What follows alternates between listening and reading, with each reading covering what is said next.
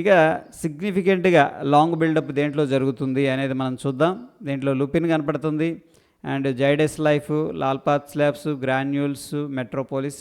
చూడగానే మనకి pharma sector సంబంధించిన స్టాక్స్ కనిపిస్తున్నాయి చూడండి. Lupin, Zydus life, Lalpath, so granules.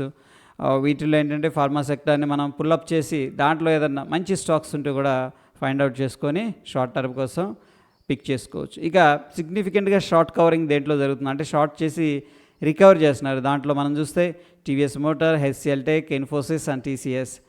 And top significant short buildup దేంట్లో జరుగుతుంది అంటే లాంగ్ టర్మ్లో ఈ కిందకి వెళ్తాయి అని ఎక్స్పెక్ట్ చేస్తూ ఉన్నారు. Ramco cement, Bajaj finance, Wipro, Bandhan bank, tech Mahindra.